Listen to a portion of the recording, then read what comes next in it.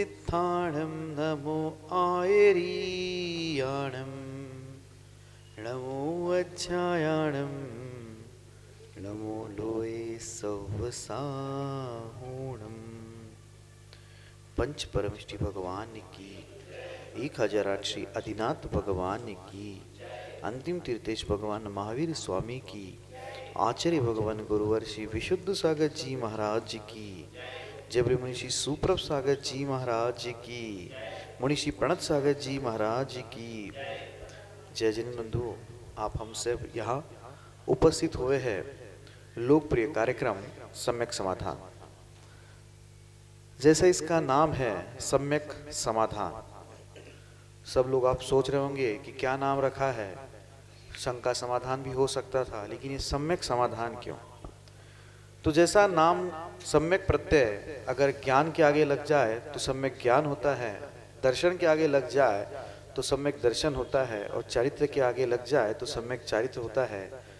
ठीक वैसे ही ऐसा समाधान जो साक्षात पंचम परमेष्ठी साधु परमेष्ठी से मुखारविंद से हम सभी को प्राप्त हो रहा है, इसीलिए यह जो समाधान है वह सम्यक समाधान है। प्रतिदिन की भांति देश विदेश के लोगों के जो मन में उठने वाले विकल्प है, उन विकल्प को हम लोग व्हाट्सएप के द्वारा एकत्रित करते हुए मुनिश्री के चरणों तक पहुंचाते हैं एवं मुनिश्री से उसका सम्यक समाधान प्राप्त करते हैं। आचार्य भगवान गुरुवर श्री विशुद्ध सागर जी महाराज जी की ऐसी पावन अनुकंपा रही कि मुनिश्री सुप्रभ सागर जी महाराज जी एवं मुनिश्री प्रणत सागर जी महाराज जी, जो कि आचार्य भगवान गुरु विशुद्ध सागर महाराज जी से दीक्षित शिक्षित साधु, उनके मुखारविंद से हम सभी को इस खोटे काल में भी ऐसी पावन जिनवाणी सुनने का अवसर प्राप्त हो रहा है। वह अहोभाग्य के क्षण की ओर बढ़ते हुए मुनिषि के चरणों में कोटिशा नमोस्तु करते हुए मुनिषि प्रणत सागर जी महाराज से यह निवेदन करते हैं कि हे स्वामी, आज के कार्यक्रम को गति प्रदान करते हुए संचालित करें। नमोस्तु नमोस्तु नमोस्तु। ओम नमः सिद्धेभ्य। नमः श्रीवर्धमानाय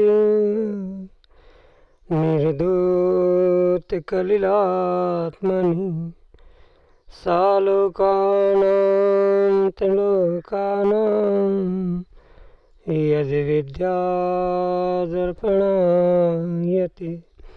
यद्विद्यादर्पणायते पंच परमिष्टि भगवान की, परम पूज्य आचार्य भगवंत गुरुवर विशुद्ध सागर जी मुनि महाराज जी की, परम पूज्य मुनि श्री सुप्रभ सागर जी महाराज जी की।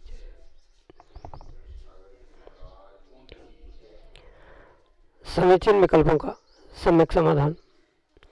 सम्यक ज्ञान की वह अनूठी विधा जिसके माध्यम से हम सभी अपने मन में उठने वाले उन अनेकानेक समीचीन विकल्पों का सम्यक समाधान प्राप्त करके अपने मन को निर्विकल्पता की ओर ले जा रहे हैं।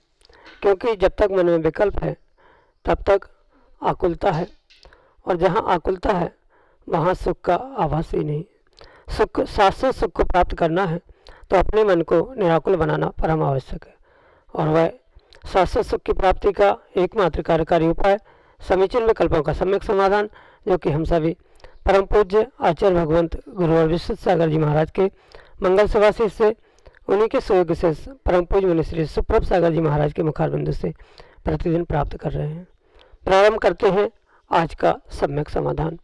और आज के पहले विकल्प के लिए श्रीमती सुषमा राकेश जैन, मड़ौरा उत्तर प्रदेश से, परम पूज्य मुनि श्री के श्री चरणों में बारंबार नमोस्तु निवेदित करते हुए अपना समीचीन विकल्प रख रहे हैं कि महाराज जी, मरणोपरांत यह आत्मा सुनिश्चित कैसे करती है कि उसे किस शरीर में प्रवेश करना है।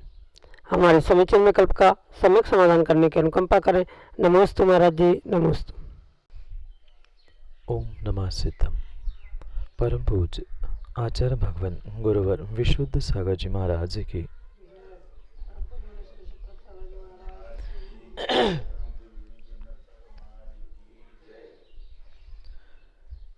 ये आत्मा जब मरणोपरांत कहीं पहुंचती है तो वह बने बनाए शरीर में नहीं पहुंचती, अपितु जैसे ही उस स्थान पर जन्म होता है वहाँ वह अपने उस आयु, गति और कर्मों के निमित्त से अपने शरीर को बनाती है।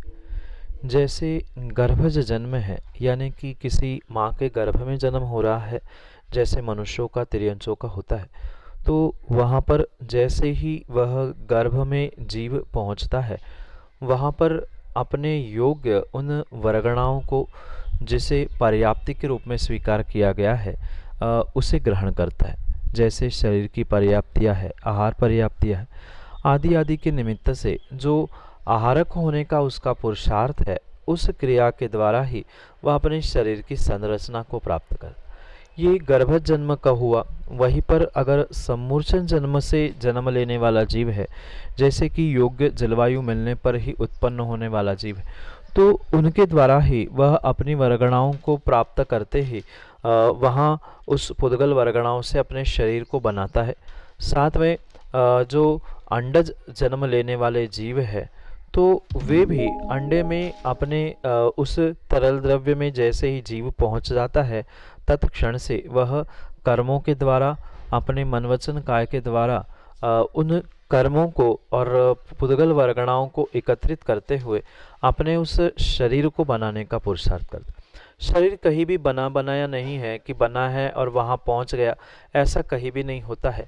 वहाँ परिपूर्ण रूप से जो भी कार्य होता है, जीव के पहुँचने के उपरांत ही शरीर बनना प्रारंभ होता है। इसलिए मरने के बाद कोई भी जीव किसी भी प्रकार से उस स्थान पर नहीं पहुंचता, या बने बनाए में जैसे कोई साँचा बना है उसमें कोई पहुंच गया, ऐसा कतई संभव नहीं होता। जीव जहां जिस गति, जिस आयु को प्राप्त करता है, वैसे उस गति और उस आयु के हिसाब से वहां पहुंचकर पूर्व कर्म, वर्तमान कर्म आदि के निमित्त से आहारक, अनाहारक आदि आदि जो व्यवस्था है, उसके हिसाब से उन 9 कर्म वर्गणाओं को, यानी जिससे शरीर बनता है, ऐसे उस 9 कर्म और वर्गणाओं के द्वारा वह शरीर प्राप्त करता है और शरीर बनाता है। बना बनाए शरीर में कोई भी आत्मा नहीं पहुंचती है।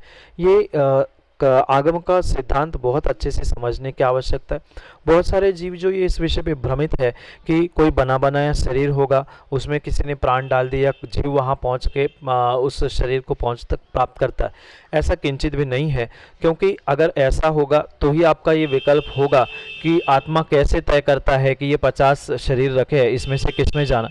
तो ऐसे कहीं बने बनाए शरीर नहीं है। जैसी प्रतिमाएं, मूर्तियां बनी रहती है, ऐसी कहीं भी शरीर के आकार बनाए नहीं रहते।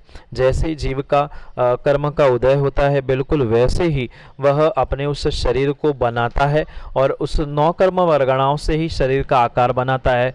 मनुष्य गति के, अगर जीव ने मनुष्य गति प्राप्त कर ली है, मनुष्य आयु प्राप्त कर ली है, तो माँ के गर्भ में पहुंचकर उन वर्गणाओं को प्राप्त करते हुए वैसे ही 2 हाथ 2 पैर जैसा आकार बनता है। त्रियंश गति को प्राप्त कर लिया है तो त्रियंश जैसे, उसमें भी जिस जाति का वह जीव है, जिस प्रकार का वह त्रियंश है, वैसे वैसे उस आकार को वह कर्माण वर्गणाओं से, अपने भूत के, अतीत के कर्म से और वर्तमान के पुरुषार्थ के द्वारा वह उस कार्य को करते हुए अपने शरीर को पल पल में बनाता है। अंतर मुहूर्त में वह शरीर नाम की जो पर्याप्ति कहलाती है, वह जैसे ही पूर्ण होती है, किसी के अंतर मुहूर्त में, किसी की और समय लगता है, तो अनेक प्रकार से जो जैसी गति और आयु आदि की व्यवस्था है, उस हिसाब से ही उसका कार्य होता है। यही आपके लिए सम्यक समाधान।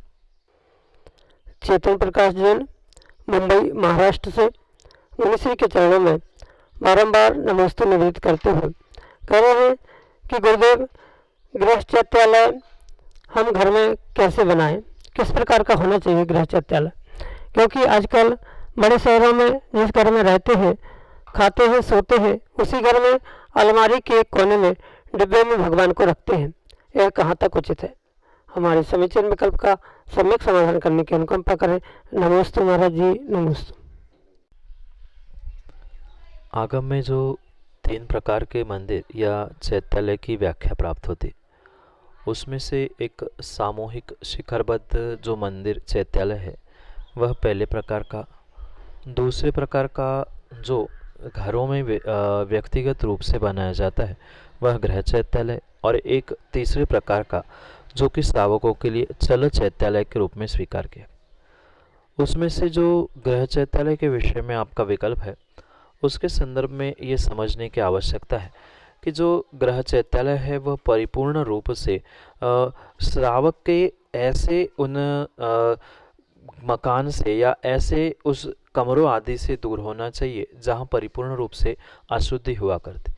जैसे वर्तमान में देखने में आता है कि किसी भी कमरे में किसी डिब्बे पे, किसी अलमारी में या किसी भी खाने में भगवान को आले में रखते हुए ग्रह चैत्यालय की व्यवस्थाएं बनाई जाती है, पर आगम के परिप्रेक्ष्य में वह व्यवस्था परिपूर्ण रूप से गलत ही है, योग्य नहीं है, दोषपूर्ण है। स्पष्ट रूप से आगम में आचार्य भगवंतों ने ग्रह चैत्यालय बनाने की आज्ञा तो दी है, पर द्रव्य, क्षेत्र, काल और भाव इन चारों की शुद्धि के साथ ही ग्रह चैत्यालय बनाने की व्यवस्था कही गई। बहुत उत्कृष्ट बात तो यही है कि घर में जैसे पुराने घर होते थे, घर में आंगन आदि होता था, आंगन के बगीचा आदि भी स्थान होते थे, तो ऐसे खुले स्थान में जहाँ किसी भी प्रकार से किसी अन्य व्यक्ति का या किसी घर में रहने वाले भी जीवों का ऐसे कमरे से जिसका स्पर्श नहीं है, ऐसे उस बीचों बीच जिसकी परिक्रमा हो सके, ऐसा ही वह ग्रह चैत्यालय बनाना उत्कृष्ट है। अगर उतनी व्यवस्था नहीं है, उतनी जगह नहीं है, तो कम से कम घर में भी बनाते समय इस बात का ध्यान रखा जाए कि कम से कम जैसे लैट्रिन बाथरूम है या बेडरूम है या भोजनशाला है आदि कमरों से वह अनटच ऐसा कोई कमरा हो। या उत्कृष्ट बात उसमें भी है कि घर में सर्वोच्च जो स्थान होता है जिसे छत या सबसे ऊपर का स्थान कहा जाता है, ऐसे स्थान पे भी एक सिंगल कमरा बनाते हुए वहाँ ग्रह चैत्यालय बनाया जा सकता है। सीधी सी बात है, ग्रह गृहस्थी के और पाप आदि के कार्यों से संलग्न होने वाले जो कमरे हैं, जो स्थान है, उससे सटा हुआ वह कमरा नहीं होना चाहिए। किसी भी प्रकार से अगर उन सभी वास्तुओं से वह उन कमरों से जुड़ा हुआ है तो कहीं ना कहीं वह दोषपूर्ण हो सकता है। इसलिए उत्कृष्ट बात आंगन में या कहीं बगीचे में घर के ही स्थान पे जो थोड़ी सी मर्यादा का पालन होते हुए ऐसे स्थान पे करे तो वो उत्कृष्ट बात। उतना स्थान वर्तमान में देखने में नहीं आता, तो कम से कम जो स्वयं का घर है, बंगला आदि है, तो उसमें सबसे उच्च स्थान यानी छत में आदि सभी सामान्य कमरों से अनटच अगर उसे विराजमान किया जा रहा है तो वो भी अच्छी बात है। और वो भी संभव नहीं है तो माना कि छत पे नहीं, क्योंकि वर्तमान में बहुत सारे फ्लैट आदि हो चुके हैं, तो वहाँ भले ही कितनी कैसी शुद्धि की व्यवस्था बनाई जाए, पर कहीं ना कहीं वह ग्रह चैत्यालय में दोष है। पर मैं इस बात पे किंचित भी सहमत नहीं हूँ कि कुछ नहीं है सो फिर मंदिर में विराजमान कर दिया जाए, ग्रह चैत्यालय हो ही नहीं। जब ग्रह चैत्यालय द्रव्य, क्षेत्र, काल और भाव इनकी शुद्धि के साथ रखने की आज्ञा है, तो इसकी शुद्धि रखते हुए जितनी अधिक से अधिक उसकी शुद्धि रखेंगे उतना अच्छा पुण्य और उतनी अच्छी वर्गणाओं से हम प्राप्त करते हुए अपने जीवन को बदलने का पुरुषार्थ कर सकते हैं। इसलिए अधिक से अधिक जितनी शुद्धि का पालन कर सके उतनी शुद्धि का पालन करते हुए द्रव्य, क्षेत्र, काल, भाव आदि की शुद्धि का ध्यान रखते हुए उन सभी पाप कार्यों से दूर होते हुए या उन कमरों से, उन घरों से, उस मकानों से दूर होते हुए अगर ऐसा कोई स्थान निर्धारित किया गया है तो वह उत्कृष्ट स्थान होगा, जिससे वह भगवान की प्रतिमा, मंदिर, ग्रह चैत्यालय आदि बनाने में किंचित भी दोष नहीं हो सकता। इसलिए जितनी अधिक शुद्धि हो उतनी शुद्धि का पालन करते हुए उसका प्रतिपालन करें। अगर शुद्धि जितनी अधिक होगी उतना ही उसका अधिक फल मिलेगा, इतना ध्यान रखते हुए ही ग्रह चैत्यालय बनाएं। यही आपके लिए सम्यक समाधान। सुमत चंद, जतारा, मध्य प्रदेश से मुनिश्री के चरणों में बारंबार नमस्ते निवेदित करते हुए अपना समीचीन विकल्प रख रहे हैं कि महाराज जी, आजकल लोग अपनी दुकान, प्रतिष्ठान के नाम भगवान गुरु के नाम पर रखते हैं, जैसे महावीर भोजनालय, बाहुबली वस्त्र भंडार, विशुद्ध जनरल स्टोर आदि आदि। तो ये कहाँ तक उचित है? हमारे समीचीन विकल्प का सम्यक समाधान करने की अनुकंपा करें। नमस्ते महाराज जी, नमस्ते। प्रतिष्ठान के नाम या अपने बाल बच्चों आदि के नाम किसी भगवान, गुरु या धार्मिक शब्दों से संबंधित रखने में किंचित भी किसी भी प्रकार का दोष नहीं है, पर उसमें ये बात अवश्य ध्यान रखें कि कम से कम हम किस प्रकार का व्यापार कर रहे हैं या अनुष्ठान किस प्रकार का है, कम से कम उस प्रकार से उस संदर्भित अगर नाम है तो फिर भी वह शोभा दे सकते हैं। अन्यथा अब जैसे महावीर वस्त्रालय कहा, जबकि महावीर भगवान दिगंबर थे, या कई जगह तो हमने पढ़ा दिगंबर वस्त्रालय, तो दिगंबर भी लिखा है, फिर वस्त्रालय भी लिखा है। तो कुछ ना कुछ उन प्रतिष्ठानों में, उन कार्यों में और नामों में कुछ तो तारतम्यता होनी चाहिए, जिसके माध्यम से वह जो नाम रखा गया है उसका कुछ ना कुछ औचित्य भी सिद्ध हो। अगर उसका औचित्य सिद्ध नहीं हो रहा है तो वह परिपूर्ण रूप से कहीं ना कहीं विपरीत मान्यताओं से या विपरीतता को ही देने वाले हो सकते। इसलिए कम से कम ऐसे धार्मिक नाम रखते हुए उस अनुष्ठान का, व्यापार का संदर्भ अवश्य ही ध्यान रखें कि किस प्रकार से हम उस अनुष्ठान को प्राप्त हो रहे हैं। अगर हमें धार्मिक ही नाम रखने थे, भोजनालय का रखना था, तो हम प्रासुक भोजनालय रखते, तो वो प्रासुक जैनागम का भी नाम हो पाता और साथ में भोजनालय से संबंधित था तो वो संदर्भ भी व्यवस्थित बन पाता। इसलिए ये अवश्य समझे कि कहीं ना कहीं तारतम्यता वहाँ पर बने तो वह शोभा देता है, अन्यथा वह ऐसा विपरीत नाम रखना कि महावीर भोजनालय या बाहुबली वस्त्रालय, तो वह आगम के परिप्रेक्ष्य में योग्य नहीं हो सकता।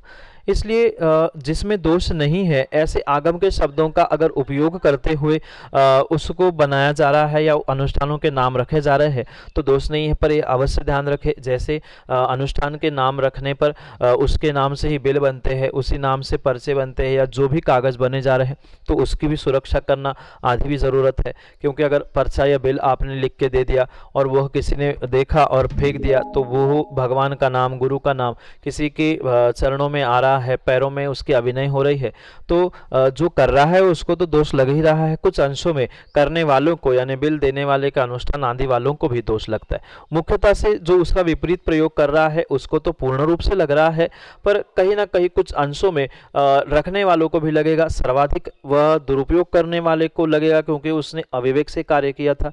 विवेक के साथ अगर धार्मिक नामों का या देवशास्त्र गुरु के नामों का अगर प्रयोग किया जा रहा है तो किंचित भी दोष नहीं है। क्योंकि आगम में तो विशेष करके आचार्य जिनसेन स्वामी ने जब बालकों के नाम रखने की बात आई, नामकरण संस्कारों का जब व्याख्यान किया 53 क्रियाओं में, वहाँ पर स्पष्ट रूप से कहते हैं कि एक मटके में भगवान के 1008 नाम लिखे जाए और दूसरे इसमें 2 शब्द डालकर ऐसी 108 पर्ची जिसमें नाम 2 शब्दों, जैसे ही वह नाम पूर्ण हो जाए इधर से एक पर्ची निकालकर जब वे दोनों मैच हो, वह भगवान के 1008 नामों में से ही इधर उस बालक का आदि नाम रखा जाए। इसलिए ये आगम के परिप्रेक्ष्य में निषेध नहीं किया जा सकता कि बालकों के नाम नहीं रखे जा सकते या अनुष्ठान के नाम नहीं रखे जा सकते, पर उस समय पर विवेक रखने की आवश्यकता है। किस समय पर बालकों के किस प्रकार से नाम लेना, ये वर्तमान में जो प्रचलन में आ रहा है कि किसी का नाम कुछ और होता है, उसको और नाम बिगाड़ कर कुछ कहा जाता है, तो वह दोषपूर्ण हो सकता है। पर भगवान के नाम, गुरु के नाम आदि से बच्चों आदि के नाम रखना या अनुष्ठान आदि के नाम रखना किंचित भी अनुचित नहीं है। पर वहां पर अनुचितता भिन्नता की हो सकती है, तारतम्यता को बिना देखे अगर ऐसा कार्य किया जा रहा है तो कहीं ना कहीं वह दोषपूर्ण कार्य अवश्य ही हो सकता है। इसलिए ऐसा विवेक रखते हुए, अगर सावधानी रखते हुए जिसके द्वारा उन नामों की आसाधना नहीं हो, ऐसे कार्यों से वह अनुष्ठान आदि के नाम रखे जा सकते हैं।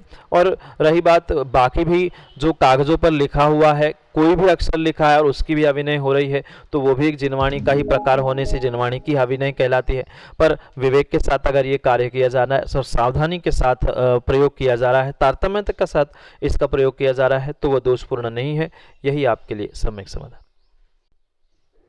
अगले समीचीन विकल्प के लिए वासिम महाराष्ट्र से हमारे सामने है एक छोटा सा बालक भावित गणेकर अपने समीचीन विकल्प के साथ। नमस्ते महाराज, आलू के पराठे खाने से क्या दोष लगता है? बेटा, हमारे जैन धर्म में जो अभक्ष कहे गए हैं, यानी कि जिसे नहीं खाना चाहिए, ऐसे उन वस्तुओं को अभक्ष कहा जाता है। भक्ष यानी खाना और अभक्ष यानी जो खाने योग्य नहीं है। ऐसे खाने योग्य जो नहीं, ऐसी जो कुछ वस्तुएं हैं, उनमें से सबसे बड़ी वस्तु या सबसे अधिक पाप देने वाली अगर कोई वस्तु है तो उसका नाम है गड़ंत, यानी जो ज़मीन के अंदर उगते हैं, ऐसे आलू, प्याज, लहसुन आदि, ये जो गड़ंत कहलाते हैं, ज़मीन के भीतर उगते हैं, ऐसे उन सामग्री का सेवन करना जीव के लिए, श्रावकों के लिए बहुत बड़ा पाप का ही निमित्त बनता है। इसलिए इन पापों से बचने के लिए इन गणंत आदि को यानी जमीन के नीचे उगने वाले मूली, गाजर, आलू, प्याज आदि सामग्री को श्रावकों के लिए खाने योग्य नहीं है, ऐसा जिनागम में आचार्य भगवंतों ने व्याख्यान किया गया। सीधी सी बात है कि जो ये आलू प्याज आदि सामग्री है, वस्तु है, वह जो जमीन के नीचे उगती है, जमीन के नीचे उगने के कारण से वह गणंत कहलाती है और वहाँ इतने सारे जीव उस आलू प्याज आदि में होते हैं। वह अगर बड़ा रूप धारण कर ले तो पूरा विश्व, पूरा ब्रह्मांड कम पड़ जाए। बहुत अच्छी बात हमारे जैन धर्म में कही गई है कि अगर उस आलू को मात्र एक नुकीली सुई लेकर चुभाया गया और उस सुई को निकालने के उपरांत सुई के जो नोक है, उस नोक पर इतने सारे छोटे छोटे जीव है जो कि दिखने में नहीं आते, किसी सूक्ष्मदर्शी के माध्यम से भी बहुत विरले तरीके से ही बहुत थोड़े बहुत जीव दिख सकते हैं, पर जो सूक्ष्म जीव है वह किसी भी प्रकार से देखने में नहीं आते।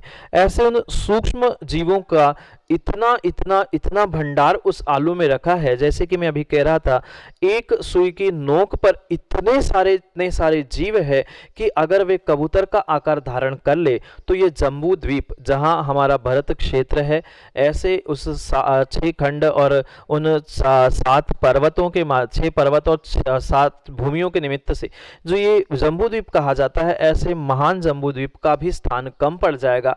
इतने सारे जीव उस आलू प्याज जैसे गणंत वस्तु में होते। इसलिए हमारे जैन दर्शन में आलू का पराठा खाने में बहुत बड़ा दोष कहा है और विशेष रूप से आज के बच्चों को और आज की पीढ़ी को जो ये आलू के पराठे आदि बहुत पसंद आते हैं, वह कहीं ना कहीं जीवों का पिंड है और बहुत सारे जीवों का पिंड होने के कारण से उसको नहीं खाना चाहिए। वह खाने से पाप लगता है, क्योंकि आपको तो इतना बोध है ही, किसी भी जीव को दुखित कर रहे हैं, परेशान कर रहे हैं, उसको मार रहे हैं और साक्षात खा रहे हैं, तो फिर कितना पाप लगता होगा। जब मारने, बांधने, पीटने में ही पाप लगता है, फिर जीवों को हम खा ही रहे हैं तो कितना पाप लगेगा। इसलिए उन जीवों का भोजन ना बने या हमारा भोजन वो जीव ना बने, इसलिए आलू प्याज के पराठे आदि खाने में हमारे जैन दर्शन में निषेध किया गया है और यही आपके लिए सम्यक समाधान। धीरेन्द्र जैन, नतारा, मध्य प्रदेश से अगले समीचीन विकल्प के साथ हमारे सामने। नमोस्तु नमोस्तु। महाराष्ट्र, मेरा प्रश्न ये है, कई बार युवाओं के हृदय में एक सवाल उठता है और जैसा कि हम बोलते हुए सुनते हैं उनको, और ये मेरा भी व्यक्तिगत प्रश्न है कि जैन समाज में बोलियों का नियम होता है, तो इन बोलियों के पीछे का उत्कृष्ट तर्क क्या है और क्या महज ये रूढ़ी है या नियम है, ये भी समझाए गुरुवर। और श्रेष्ठता किस चीज़ में है, जब अमुक व्यक्ति खुद बोली लेता है या फिर किसी ऐसे व्यक्ति को वो बोली दिला देता है जो कि असमर्थ है। मेरी यही शंका है गुरुदेव, मेरी शंका का समाधान करें। नमोस्तु गुरुदेव, नमोस्तु गुरुदेव, नमोस्तु। पहले के ज़माने में जो भी धर्मानुष्ठान होते थे, चाहे मंदिर की पूजा, मंदिर भगवान आदि की प्रतिष्ठापना, कोई सिद्ध चक्र जैसे विधान आदि जो भी धार्मिक अनुष्ठान होते थे, प्रत्येक धार्मिक अनुष्ठान एक व्यक्तिगत परिवार आदि के द्वारा किए जाते थे। वर्तमान में व्यक्तिगत परिवारों की भी स्थिति बदलती जा रही है। पहले बहुत बड़े परिवार थे, बहुत बड़े बड़े व्यापार थे।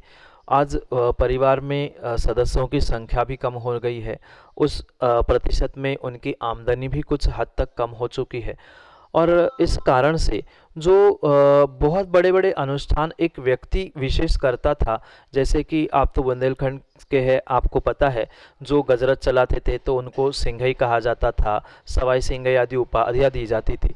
तो ये जैसे प्रचलन प्राप्त होता है, तो वर्तमान में ये देखने में नहीं आता है कि कोई एक व्यक्ति कोई ऐसे बड़े बड़े अनुष्ठान कर पाए।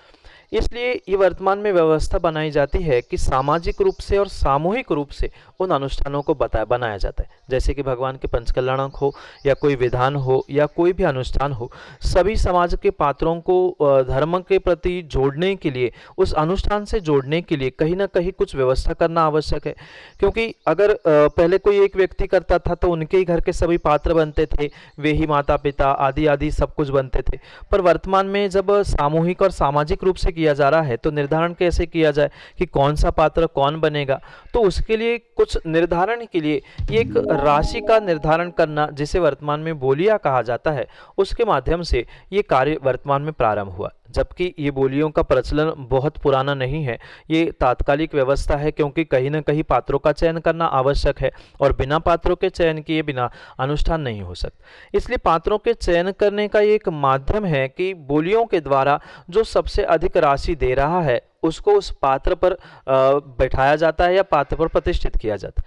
क्योंकि सभी पात्र एक से नहीं बन सकते, किसी की द्रव्य कम किसी का ज़्यादा, तो जो अधिक बोलेगा उसका वहाँ पर उस पात्र के लिए चयन किया जाता है। मात्र पैसों से ही नहीं अपितु अन्य भी बोलियों के माध्यम से वहाँ पर पात्रों का चयन किया जा सकता है। जैसे कि कई स्थानों पर हम जब शांति धारा आदि कराते हैं तो जो सबसे अधिक माला फेरने का नियम लेता है या जो सबसे उत्कृष्ट नियम लेता है, उस नियमों से भी चयन होता है। जैसे पंचकलनक में भी आपने देखा होगा कि माता पिता का चयन नियमावली के हिसाब से होता है। ठीक है, कुछ राशि न्यौछावर देना भिन्न विषय है, पर उनकी मुख्यतः जब चयन की होती है तब नियम आदि देख के ली जाती। तो नियमों से, राशियों से, बोलियों से ये निर्धारण करते हुए पात्रों का चयन करना वर्तमान के परिप्रेक्ष्य में आवश्यक हुआ है। इसलिए वर्तमान में ये बोलियों का प्रचलन बढ़ते हुए देखने में मिला। पर ये भी मैं कहना चाहूँगा कि सर्वोपरि अगर प्रत्येक कार्य में बोली के द्वारा ही चयन किया जाएगा तो कुछ दिन बाद ऐसा भी समय आएगा कि सामान्य व्यक्ति या गरीब व्यक्ति कभी कोई पुण्य कार्य, श्रेष्ठ कार्य कर ही नहीं सकता। तो ठीक है, कुछ विशेष अवसर पर बोलियां आदि की जाए, पर सामान्य रूप से सभी के लिए अभिषेक, शांति धारा आदि आदि करने की छूट दी जाए, या अन्य भी कुछ ऐसी व्यवस्था जैसे नियमों से पात्रों का चयन है, तो इस प्रकार से भी पात्रों का चयन करते हुए धर्म की भी, मंदिर की भी सब व्यवस्था भी बनाना आवश्यक। अगर बोलियों का प्रचलन बंद हो जाएगा तो वर्तमान में मंदिर की व्यवस्था, समाज की व्यवस्था भी बनना बंद हो जाएगी। इसलिए ये व्यवस्था के रूप में बनाई गई ये वर्तमान की तात्कालिक व्यवस्था है। इसका किसी भी प्रकार से आगम में प्रमाण प्राप्त नहीं होता, पर वह सम्यक में दोष नहीं लगता है, इसलिए उसको दोषपूर्ण भी नहीं कहा जा सकता, उसे गलत भी नहीं कहा जा सकता। वर्तमान के परिप्रेक्ष्य में वह पात्रों का और व्यवस्था आदि के लिए उत्कृष्ट साधन हो सकता है। और उसके साथ ये भी समझे कि स्वाभाविक सी बात है, जब तक हम स्वयं भोजन नहीं करेंगे तब तक दूसरों को कितना भी भोजन करा दे वह हमारे लिए श्रेष्ठ नहीं हो सकता। और उसी प्रकार से दूसरों के लिए कितनी भी बोली देने के लिए, दिलाने के लिए या उनके लिए प्रेरित हम करें, पर स्वयं अगर बोली नहीं ले पा रहे, स्वयं अगर दान नहीं दे पा रहे हैं, तो वह पुण्य हमारे लिए नहीं लगने वाला। क्योंकि जो स्वयं खाएगा वह स्वयं के लिए लगेगा, और जो दूसरा खाएगा तो उसके लिए लगे। अगर उसने बोली ले ली, उसने दान किया है, तो वह बोली का और दान का पुण्य उस जीव को लगेगा, आपको नहीं लगेगा। ठीक है, आपने उनको प्रेरणा दी, अनुमोदना की, उस अनुमोदना के निमित्त से, प्रेरणा के निमित्त से कुछ अंशों में तो पुण्य लग सकता है, पर जो बोली लेगा पूर्ण रूप से पुण्य तो उसे ही लगेगा। इसलिए ये उत्कृष्ट कार्य पहले स्वयं करे, और फिर स्वयं की शक्ति नहीं है तो दूसरे के लिए अनुमोदना करे। स्वयं की शक्ति होने पर भी, माना कि हमने एक बोली ले ली और दूसरों को भी फिर प्रेरणा दे रहे हैं, तो वो कार्य जमता है। पर हम कुछ कर ही नहीं रहे हैं, हमें कुछ करना ही नहीं है, तुम बोलो, तुम दूसरे को प्रेरणा दे रहे हैं, तो वह भी उचित नहीं है। जैसी हमारी शक्ति है, अपनी शक्ति के अनुसार हम दान करें, और फिर शक्ति के बाहर है दूसरों को प्रेरित करें, जिसके पास शक्ति है, तो वो उत्कृष्ट कार्य हो सकता है। यही आपके लिए सम्यक समाधान। जय जन बंधु, हम सभी अभी लाभ ले रहे थे सम्यक समाधान इस कार्यक्रम का। प्रतिदिन यह कार्यक्रम 5:13 पे सुप्रभ ओवाच इस YouTube चैनल के माध्यम से प्रसारित होता है। आज हर घर में स्मार्टफोन है, स्मार्टफोन में YouTube का ऐप होता है। YouTube के ऐप पे आप सर्च पे जाके सुप्रभ ओवाच सर्च करिएगा। सुप्रभ, मुनि श्री सुप्रभ सागर जी का नाम सुप्रभ, वाणी का पर्यायवाची नाम ओवाच, सुप्रभ ओवाच यह YouTube चैनल का नाम है। आप उसके माध्यम से YouTube पे सर्च करिएगा। प्रतिदिन यह कार्यक्रम 5:13 पे YouTube चैनल पे प्रसारित होता है, सम्यक समाधान इस नाम से। 8707548811 नोट करिएगा नंबर 8707548811। यह व्हाट्सएप का नंबर है। यह व्हाट्सएप के नंबर पे आप अपने विकल्प हम तक पहुंचा सकते हो। 8707548811 8811। यह व्हाट्सएप का नंबर पे आप अपने ऑडियो मैसेज, वीडियो मैसेज या टेक्स्ट मैसेज या इमेज के साथ अपना विकल्प हम तक पहुंचा सकते हैं। कार्यक्रम में वो सम्मिलित करते हुए उसके सम्यक समाधान आपको यूट्यूब के माध्यम के द्वारा सुनाए जाएंगे। samyak.samadhan@gmail.com यह हमारे जीमेल की आईडी है। आप जीमेल की आईडी का प्रयोग करके भी अपने विकल्प हम तक पहुंचा सकते हो। प्रतिदिन मुनिषी के प्रवचन शाम को 7:40 पे जिनवान टीवी के माध्यम से प्रसारित होते हैं। आप घर बैठे मुनिषी के कार्यक्रम का, मुनिषी के प्रवचन का लाभ एवं अद्भुत ग्रंथ आचार्य भगवान शिवकोटि महाराज विरचित रत्नमाला, इस ग्रंथ का जो आज तक उजागर नहीं हुआ था, ऐसा ग्रंथ जिस पे मुनिषी ने अपनी ओजस्वी वाणी से प्रवचन किए थे, उस प्रवचन के अंश प्रतिदिन शाम को 7:40 पे जिनवान टीवी के माध्यम से प्रसारित होते हैं। आप घर बैठे प्रवचन का लाभ एवं स्वाध्याय कर सकते हैं। आज के लिए इतना ही। शेष अन्य कार्यक्रम के साथ हम आप तक जुड़ते रहेंगे। तब तक आप देखते रहें सुप्रभुवाच और मुनिषी के चरणों में कोटिशा नमोस्तु नमोस्तु नमोस्तु।